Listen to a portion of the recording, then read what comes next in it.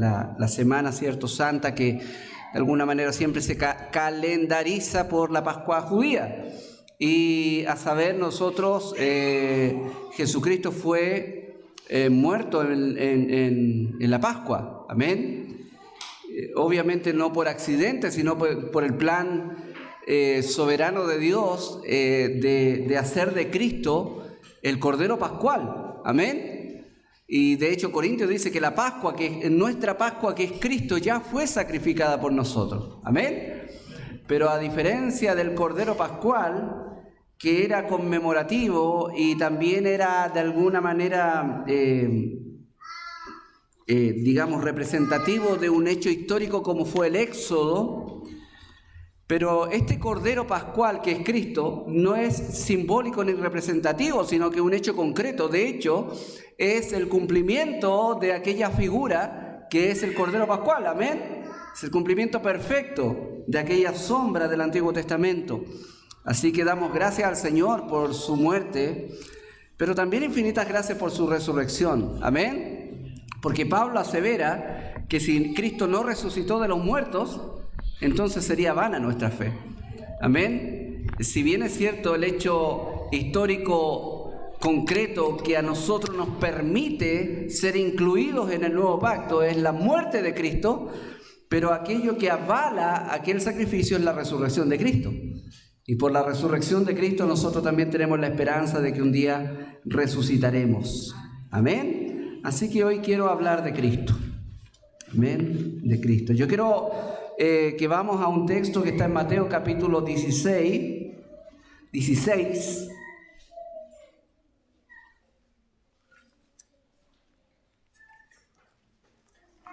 Y vamos a estar ahí en el versículo 13. Capítulo 16 de Mateo, versículo 13. Y el tema que hoy vamos a tratar es muy sencillo. ¿Quién es Jesús? ¿Quién es Jesús? Y la verdad es que mi intención no es esencialmente dar una definición aquí de quién es Jesús, no quiero dar una definición enciclopédica, sino más bien hacernos cargo de esta pregunta, que fue una pregunta que Jesucristo mismo la hizo. ¿Quién soy yo? ¿Quién dicen los hombres que soy? ¿Y ustedes qué dicen de mí? ¿Quién soy? Entonces, es muy interesante que Jesús y Dios quieren que nosotros emitamos nuestro veredicto con respecto a Cristo. Porque el Señor ha determinado que un día va a juzgar a todos por Cristo. Finalmente, el destino eterno de tu alma depende de qué vas a hacer en esta vida con Cristo. Por lo tanto, cuando Cristo pregunta a quién dicen que soy, no es como nosotros preguntaríamos. No es un afán de Cristo en saber si es popular o no es popular. O no es el afán de Cristo en saber cuántos adeptos tiene y cuántos no, o quién está conmigo y quién no.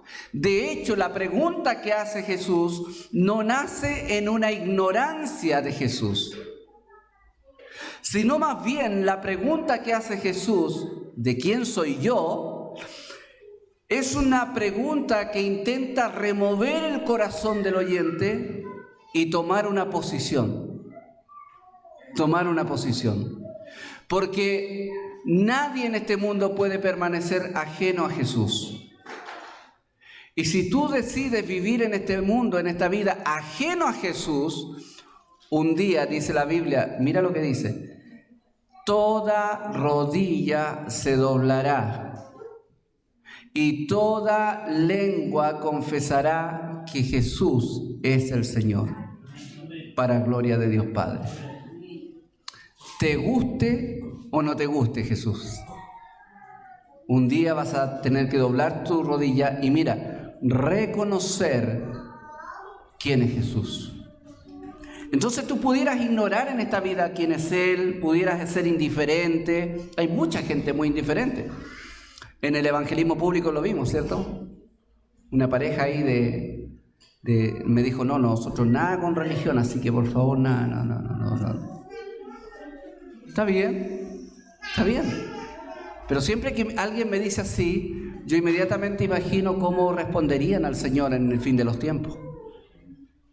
¿Qué darían esa respuesta a Dios cuando Él tenga que juzgar sus vidas?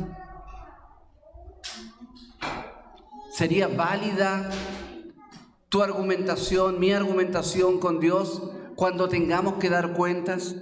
Porque si bien es cierto, tú puedes permanecer indiferente a Dios en este mundo, pero tú eres responsable delante de Dios por tu vida. Dios va a traer toda obra a juicio. Toda obra a juicio, sea para bien o sea para mal. Entonces es muy determinante la respuesta que nosotros tengamos en nuestro corazón sobre quién es Jesús. ¿Quién es Jesús? Ahora, la palabra del Señor nos dice que esta pregunta Cristo la hace en medio de una caminata donde Él está con sus discípulos. Y dice la palabra del Señor que Él viene a la región de Cesarea de Filipos y como era costumbre del Señor Jesucristo, Él permanentemente en estas caminatas conversa con sus discípulos, ¿ya? Lo cual para nosotros es un muy buen modelo de discipulado, caminar conversando del Señor, de su obra. Entonces dice la palabra de Dios, verso 13, viniendo Jesús a la región de Cesarea de Filipo, preguntó a sus discípulos, ¿ya? Aquí hay muchas cosas interesantes. La pregunta se la hace Cristo no a todo el mundo, no a toda la gente. De hecho, no se la hace a los inconversos. ¿A quién se la hace? A los discípulos. Pero ¿cuál es la pregunta? Dice, ¿qué dice? ¿Quién? Muy interesante esa palabra. ¿Quién? Porque la palabra quién implica persona. Y esto es muy interesante, ¿por qué? Porque Cristo está destacando el hecho de que tú y yo tenemos una opinión acerca de su persona. Él no está diciendo qué opina la gente de mí. O sea, a lo que voy yo, el interés primordial de Cristo no es la opinión. Es que el interés de Cristo no es la opinión de la persona. No es la opinión. No es la pregunta que te haces tú cada vez que pones un estado, ¿cuántos vieron mi estado? Porque esa pregunta implica interés sobre si soy popular o no, qué sé yo, las razones que dice. Cristo no está interesado en los likes, ¿ya? O en cuántos amigos tengo, ¿ya? No es el interés del Señor. El interés del Señor es qué concepto la gente tiene de mi persona. Y eso es distinto. ¿Por qué? Porque el enfoque de Cristo no es su popularidad, sino que su persona, quién es Él. ¿Amén? Por eso es que Cristo no se cautivaba por las grandes masas de gente, como se pudiera cautivar cualquier artista. Cualquier artista quisiera tener el arrastre que tuvo Cristo, pero Cristo no se dejaba llevar por eso. ¿Por qué? Bueno, él mismo lo decía, porque Él conocía el corazón y conocía las motivaciones detrás de ese seguimiento. ¿Entiende? Y hay una parte en la Biblia en donde dice, y gran cantidad de los que le seguían volvieron atrás y ya no seguían con Él. Y vemos que Cristo en ese momento, Él no se escandaliza ni tampoco se desespera, como tú y yo pudiéramos responder, sino que más, Él se gira a sus discípulos y le dice, ¿ustedes quieren irse también? ¡Wow! Y yo encuentro maravillosa esa respuesta de Cristo, o ese desafío de Cristo. Porque es como si tú estuvieras aquí siguiendo a Dios y has conocido la bendición que Dios te ha dado y has conocido todo lo que el Señor te ha dado y de repente Dios te pregunte, ¿quieres irte? ¿Quieres irte al mundo? Váyase. La idea es a ver si encuentras allá lo que tienes aquí. Ahora, sabiamente Pedro le dice a Cristo, no tenemos dónde ir nosotros. ¿A quién iremos? Solamente tú tienes palabras de vida eterna. Voy a leer el texto completo. Dice, viniendo Jesús a la región de Cesarea de Filipo, preguntó a sus discípulos diciendo, ¿quién dicen los hombres que es el Hijo del Hombre? Ellos dijeron, bueno, la gente opina que tú eres Juan el Bautista, otros dicen que eres Elías, otros dicen que eres Jeremías o algunos de los profetas. Ahora, ojo, ninguno de estos personajes es un personaje de bajo perfil. O sea, todos tienen un gran aprecio por Jesús. El problema es que no dan en el blanco con quién es Jesús. Entonces tú pudieras tener un gran aprecio por Jesús, pero ¿sabes quién realmente es Él? ¿Es tu Señor? ¿Es tu Salvador?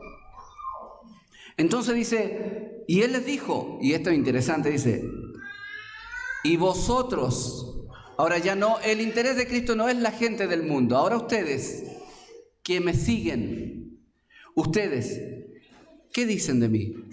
¿Quién soy yo? ¿Quién soy yo? Y esta pregunta, hermanos míos, no es, vuelvo a repetir, me gusta especificar bien eso para que entienda dónde quiere apuntar Cristo. No está preguntando Jesús, ¿qué opinan ustedes de mí? De lo que yo hago.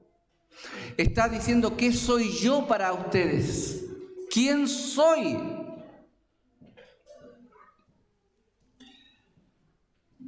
Y respondiendo Simón Pedro le dijo, tú eres el Cristo, el Hijo del Dios viviente.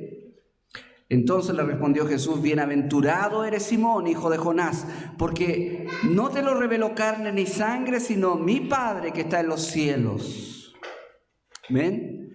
Sobre este texto vamos a decir cosas importantes que espero que el Señor ocupe para que tu corazón pueda reorientarse a Cristo.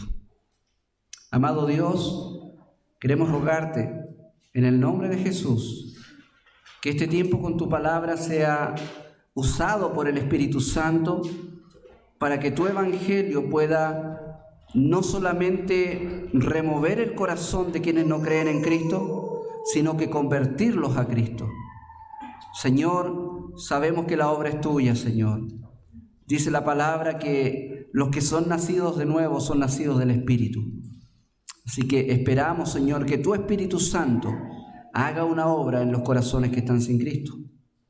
Y en aquellos que estamos, Señor, en tu redil, que nos podamos asombrar cada día más de la maravillosa grandeza de Cristo.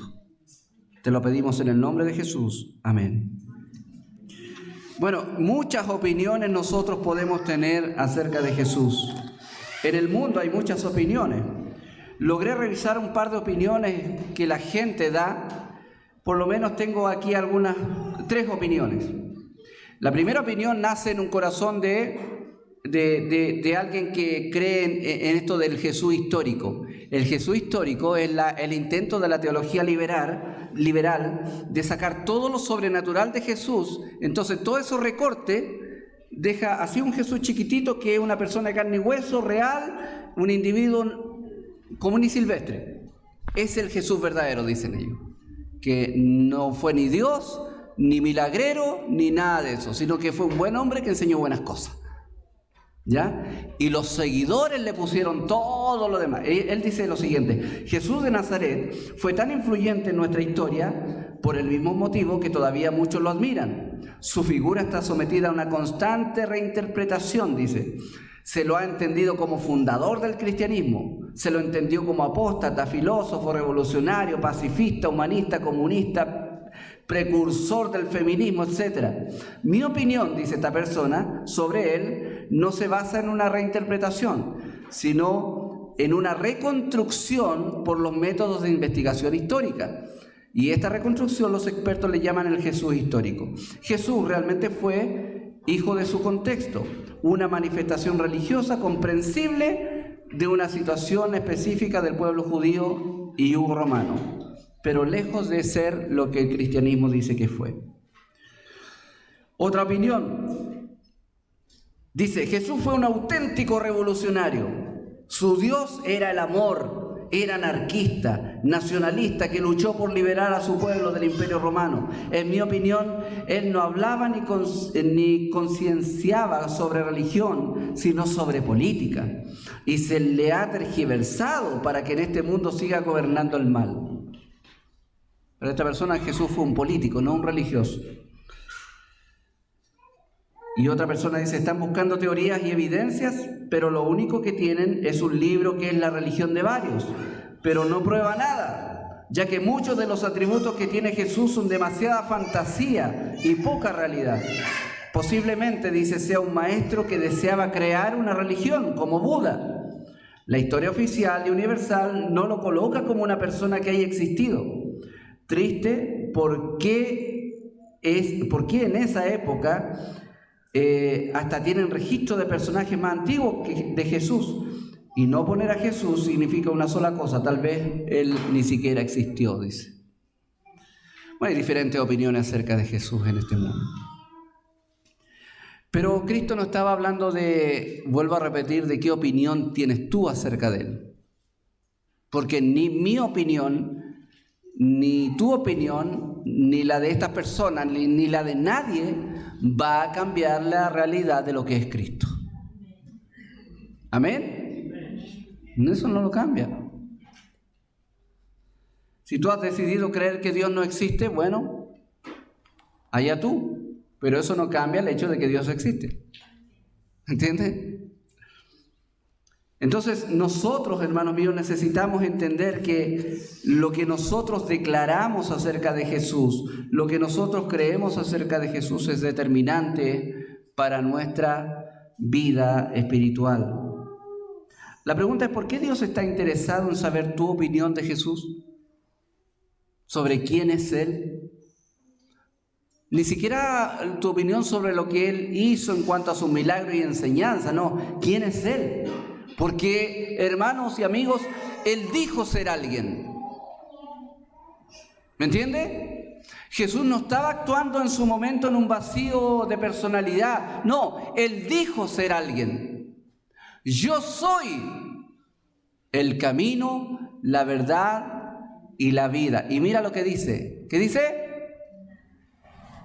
Nadie, absolutamente nadie, viene al Padre, y mira lo que dice, sino, y podemos agregarle exclusivamente, solamente, únicamente por mí. Es decir, si la única posibilidad que tú tienes para llegar a la salvación y al reino de Dios es una sola, Cristo, entonces ¿no es relevante conocerlo y saber exactamente quién fue Él? Entonces eso debiera sacarnos de nuestra indiferencia. Porque tú pudieras tener una opinión sobre Jesús, te la respeto, no discutamos, si quieres no discutamos. Si tú piensas que Jesús fue solamente una buena persona, si tú piensas que Jesús simplemente no existió, respeto tu opinión. Pero déjame decirte una cosa, esa opinión va a ser trascendente en el día en que tú tengas que dar cuentas a Dios. Ese día no va a contar esto de te respeto tu opinión. Porque el Señor ha determinado un día, una hora en que toda vida va a ser juzgada. ¿Y qué posibilidad tienes tú y yo de salvarnos del juicio eterno merecido? La única posibilidad que tenemos es en esta vida. de mirarnos a nosotros mismos, de darnos cuenta de nuestro pecado, de la culpa que pesa sobre nosotros y del castigo que merecemos por ello, en el fondo de darnos cuenta de nuestra miserable realidad y darnos cuenta de la hermosura de Cristo. Entonces, ¿por qué Dios está interesado en saber la opinión que tenemos? ¿Quién dicen los hombres que es el Hijo del Hombre? ¿Qué dice la gente hoy día de Jesús? Vuelvo a repetir, hay muchas opiniones acerca de Jesús. Estamos en un tiempo en donde la opinión mayoritaria es desconocer a Jesús. Es rebajar a Jesús. Incluso denigrar a Jesús. Pero esta pregunta sigue siendo trascendente. No importa la condición que esté la sociedad hoy día. No importa. Esta pregunta sigue siendo vital para cada persona en este mundo. ¿Quién dicen los hombres que es Cristo? ¿Quién dicen? Bueno, vemos cómo ahí la respuesta de estos discípulos son la respuesta que ellos encuentran en la sociedad. Ahora, un punto que quiero resaltar es el hecho de que Jesús no contrata a una empresa de estudio de mercado y hace una encuesta en Galilea y en Judea para saber qué opina la gente de él. No, le está preguntando a los discípulos, ¿qué escuchan ustedes? ¿Qué dice la gente de mí? Por lo tanto, eso nos ayuda a entender que nosotros, sus discípulos, debemos tener bien claro la visión que el mundo tiene de Cristo. No podemos vivir como pajaritos en este mundo, desconociendo lo que el mundo dice de Cristo. El mundo no dice cosas buenas de Cristo. Y eso debemos saberlo. Porque otra cosa, nosotros pensamos que como la gente dice que cree en Dios y que en estos días se pone sensible a las cosas, bueno, antes más que ahora, ¿cierto? Uno piensa, wow, tienen una correcta apreciación de Cristo.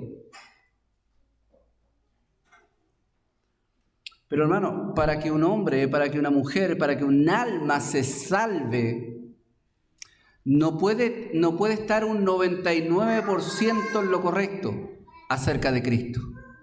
Ni siquiera un 99,9%, tiene que estar 100% correcto en lo que Cristo es. Entonces, tú y yo, hermanos, debemos saber exactamente lo que el mundo dice de Cristo. Y para saber lo que el mundo dice de Cristo debemos enterarnos. En este caso, los discípulos traían la opinión de los demás y decían, bueno, algunos dicen que eres Juan el Bautista. De hecho, Herodes, ¿cierto? Creía que Jesús era Juan el Bautista que había resucitado porque él lo mandó a matar. Y dijo, este me vino a penar, ¿ya? Y me vino a fastidiar. Entonces, él estaba seguro de que era Juan el Bautista que resucitó. Otros creían y pensaban que era Elías, porque tenían en mente lo que el Antiguo Testamento decía acerca de Elías, que decía de que antes que viniera el Mesías iba a aparecer Elías predicando. Personaje al cual Cristo hace alusión e identifica a Juan el Bautista como aquel Elías que había de venir. Pero la gente pensaba que este Jesús era el Elías. Entonces otros identificaban a Jesús como Jeremías, seguramente por el poder de su predicación, ¿me entiende? Por la efusividad tal vez de su enseñanza, no sé. Pero unos decían, bueno, es Jeremías. O algunos de los profetas. Es decir, todos tenían la visión de que Jesús era o pudiera ser un profeta resucitado. Porque ellos creían en la resurrección, la mayoría, menos los saduceos. Pero lo que me impacta de esta opinión generalizada es que ninguno lo mira como chinche. ¿Me entiende? Ninguno dice, no, Jesús es un fanático. Ninguno dice, no, Jesús es una persona, es un loco, o no, es un mentiroso. Ninguno trae esta opinión, sino que, por lo menos a esta altura, que es más o menos la mitad del ministerio de Cristo, de 3 años, todos aparentemente tienen una buena impresión de Jesús. Por eso es que hay tanta gente que le sigue en ese momento. Pero vuelvo a repetir, Cristo no está interesado en si tú tienes una buena opinión de Él, porque tú te puedes ir al infierno con una buena opinión de Cristo.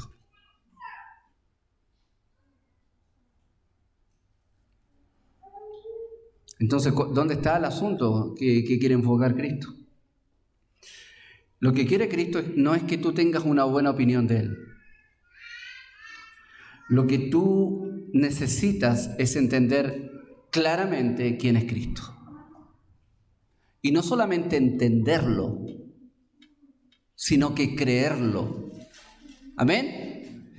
Y ojo, no solamente creerlo, sino que confesarlo.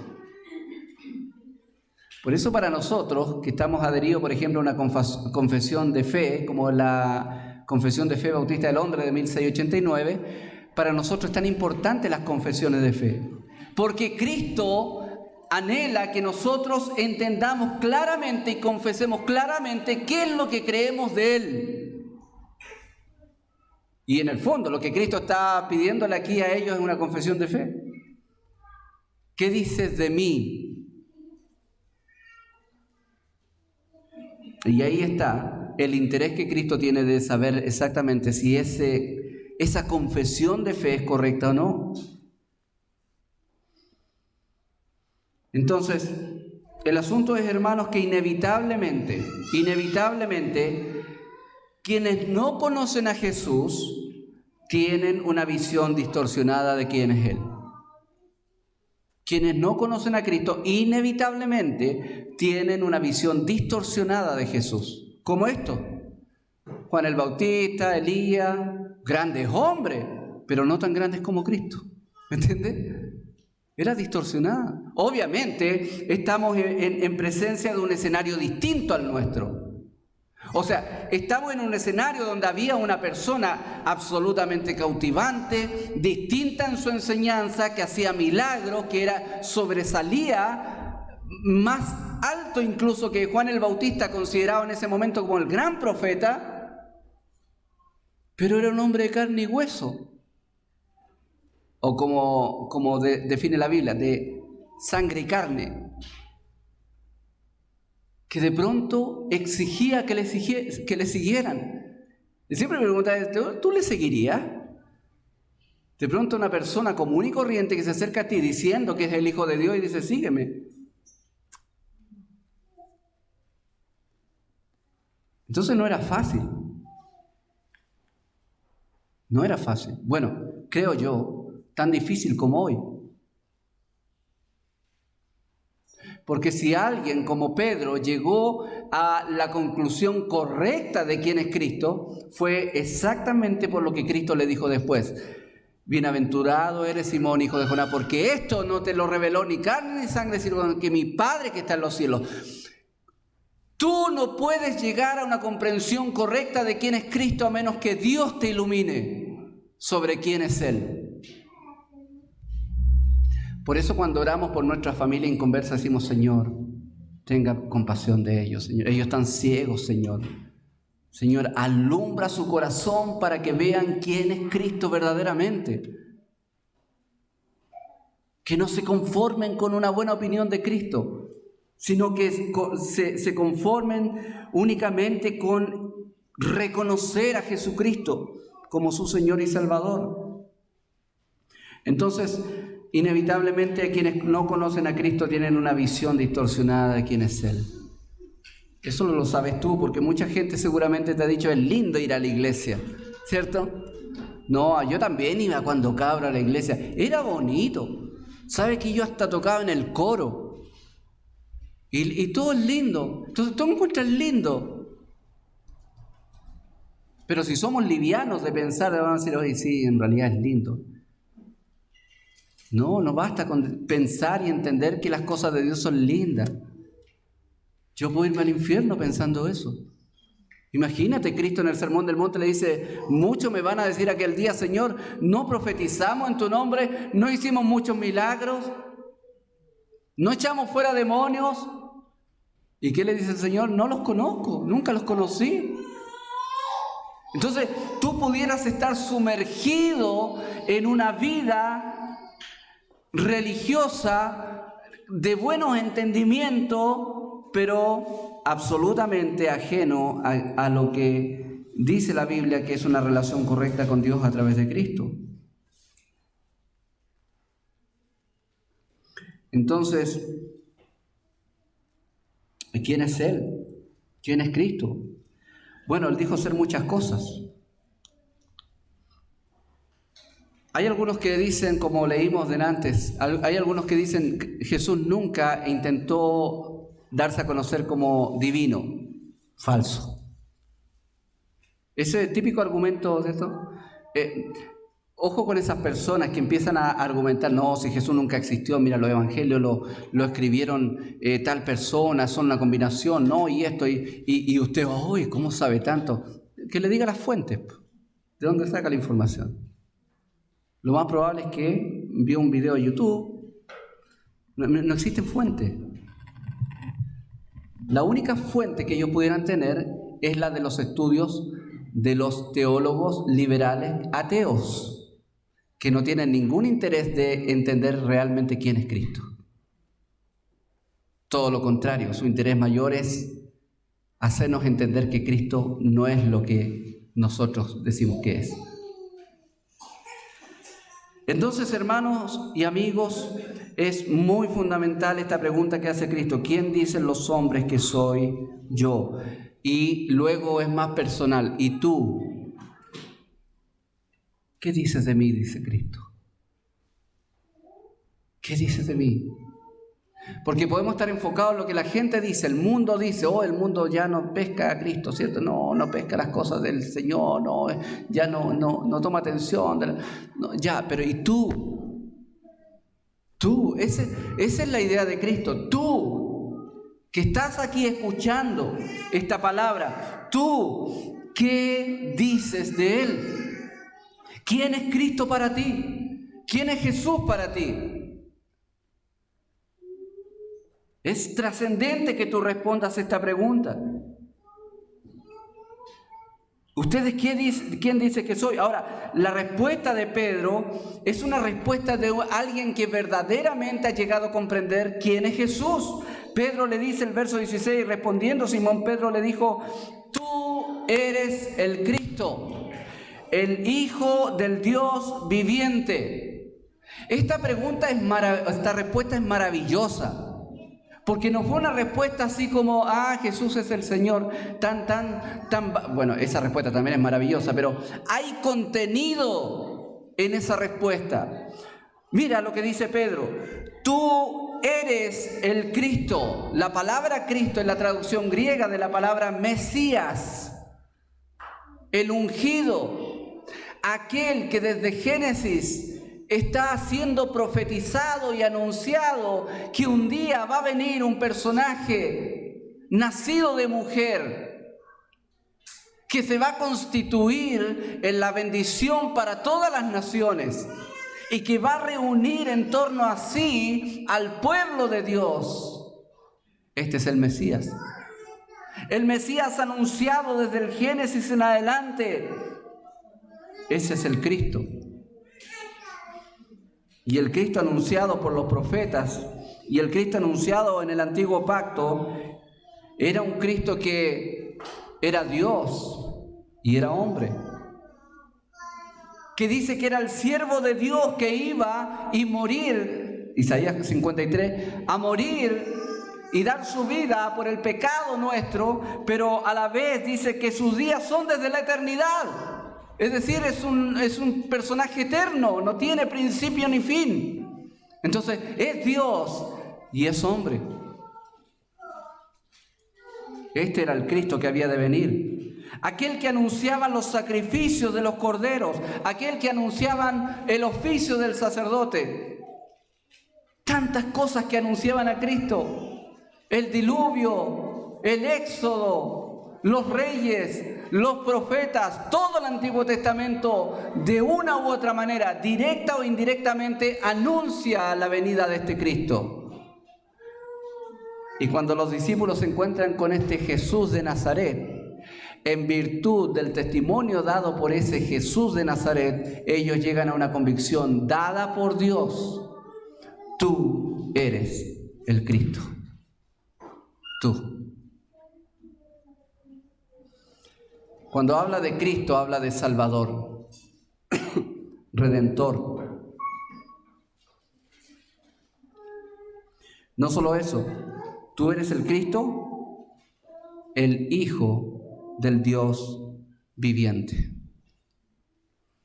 Es decir, nosotros cuando escuchamos Hijo de Dios tenemos esta dinámica de pensar el papá y el hijo, pero en el contexto judío, en el tiempo de Cristo, decir que alguien era hijo de Dios era divinizarse. Mira lo que dice en una oportunidad en Juan capítulo 5. Dice: entonces, por esta causa los judíos aún más procuraban matarle. ¿Por qué estos judíos querían, ojo, matar a Jesús? No castigarlo, no quitarle las facultades de rabí, matarlo. ¿Qué era lo que la ley judía hacía meritorio de Jesús? El matarlo, el apedrearlo. ¿Por qué la ley, según ellos, daba pie para que Jesús fuera muerto? Porque ellos decían: este tipo está blasfemando.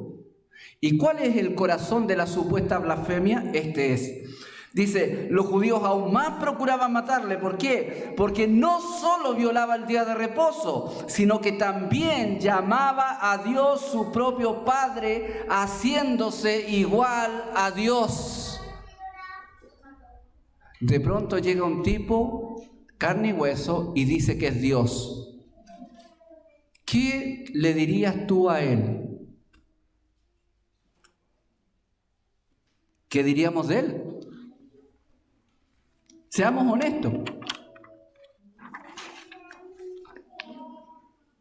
Este tipo está loco.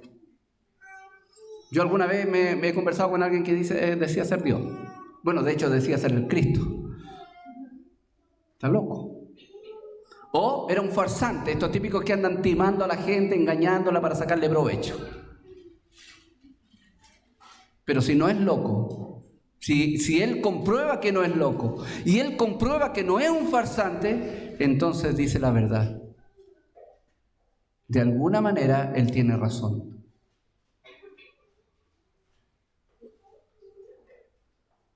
Porque ningún loco habría trascendido con sus enseñanzas tanto como lo hizo Cristo.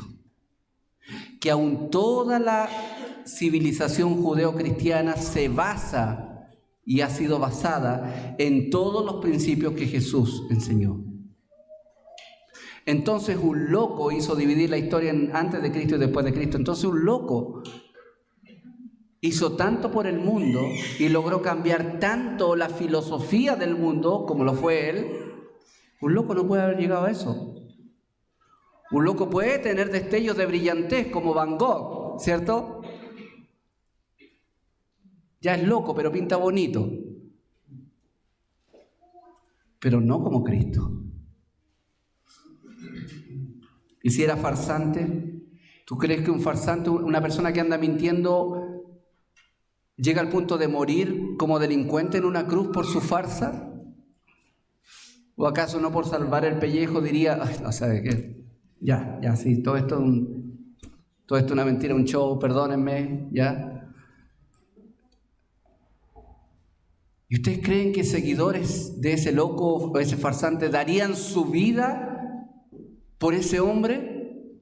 No. Entonces, ¿hay algo sobrenatural en esa persona llamada Jesús? Entonces, es lo que decía ser el Hijo de Dios. Es el Cristo. Por eso llegó a la convicción Pedro: tú eres el Cristo, el Hijo del Dios viviente. Cuando dice tú eres el Cristo, conecta inmediatamente con las profecías del Antiguo Testamento.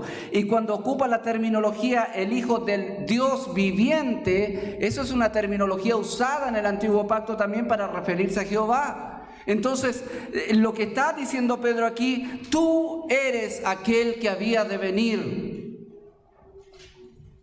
Y eres Dios. Eso es tener la correcta apreciación de quién es Cristo. Pero note que no solamente esta es una opinión intelectual. Pedro no está diciendo, bueno, yo he llegado a la conclusión lógica. No. Esta es una declaración, como hemos visto, del corazón. ¿Por qué sabemos eso? Por lo que hemos estado viendo en los estudios, ¿cierto? ¿Usted cree que Pedro hubiera dejado padre, madre, trabajo, todo por seguir a este loco fraudulento?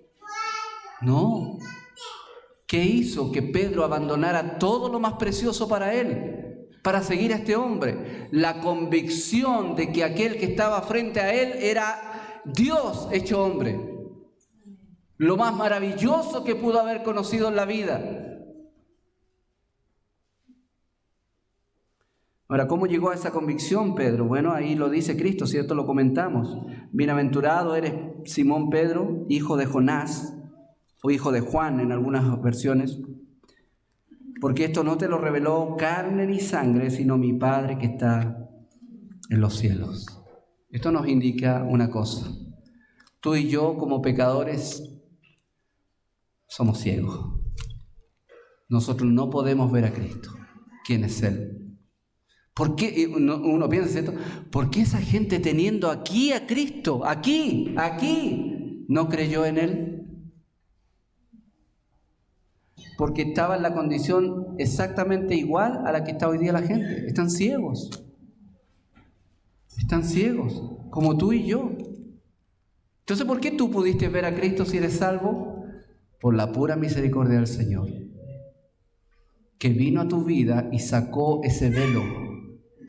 Y de repente, no sé cómo, viste a Cristo tan hermoso, tan maravilloso, como lo que es lo único que tu vida necesita. Y Cristo se convierte en ese momento en todo para ti. Se convierte en tu consuelo, en tu camino, en tu vida, en tu guía, en tu esperanza, en tu redención, en tu perdón, en tu amor. Todo es Cristo. Con razón Pablo dijo en una oportunidad, para mí el vivir es Cristo. Es Cristo. Generalmente las personas aceptan a Jesús como un gran maestro, como un ejemplo de vida y de amor al prójimo. Pero lo mismo piensan de otros, Confucio, Buda, Mahoma. Pero Jesús nunca quiso ser reconocido como un ejemplo, solo como un maestro. No. Él era una persona que perdonaba pecados. Él era una persona que dijo que siempre existió. Antes que Abraham fuese, yo soy, dijo. Él es una persona que dijo que volvería nuevamente a juzgar a todos. Entonces, es distinto. Él dijo ser una persona por la cual Dios iba a juzgar a toda la humanidad. Y esta nos deja en una posición muy incómoda. Porque si Cristo prometió volver, y según la evidencia que muestran los evangelios, que cada cosa que dijo ser lo fue, y cada cosa que dijo que iba a hacer lo hizo, entonces si Él dijo que va a volver, volverá. Y va a volver a lo que dijo que iba a volver. A poner fin a todo este mundo y consumar el reino que comenzó a levantarse y visualizarse cuando Él vino diciendo: el reino de los cielos se ha acercado. Arrepiéntanse, arrepiéntanse. Hay una particularidad de ese llamado al arrepentimiento. Cristo nunca dice, arrepiéntanse porque están viviendo vidas malas, arrepiéntanse porque están sufriendo. No, arrepiéntanse porque el reino de los cielos se ha acercado. Dios está aquí y va a juzgarles. Y para ser librado de ese juicio eterno, tu única opción es reconocer humildemente tu pecado, reconocer humildemente la culpa que pesa sobre ti por tu responsabilidad delante de Él, de reconocer que tú mereces el castigo que ya Dios te dio. Tú ya estás condenado a la perdición eterna. Pero de reconocer que la única manera de ser librado de esa muerte eterna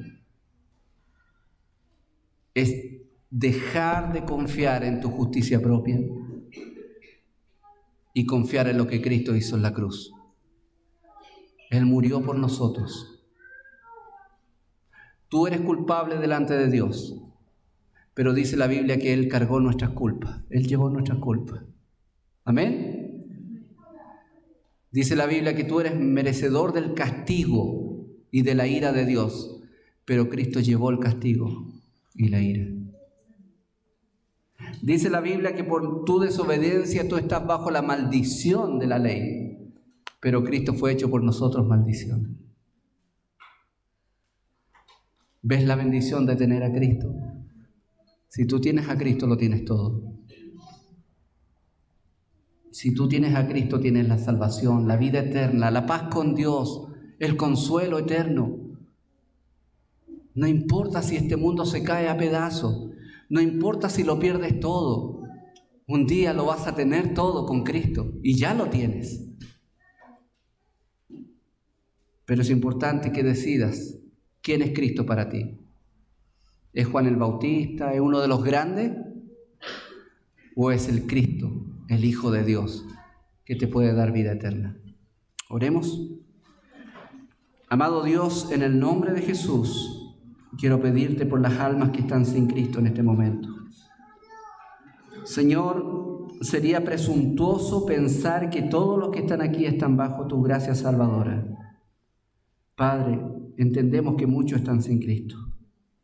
Y yo ruego por ellos, Señor, para que tú ilumines sus corazones y tú, Padre, puedas manifestar tu gracia en ellos, Señor, haciéndoles nacer de nuevo, para que ellos, Señor, depositen su fe y su confianza en Jesucristo como Salvador. Oh, te ruego, Señor, por nuestros pequeños, por nuestros adolescentes, por los adultos aún que están sin Cristo, para que tu evangelio actúe poderosamente en ellos, Señor, para salvación. Te lo imploramos en el nombre de Jesús.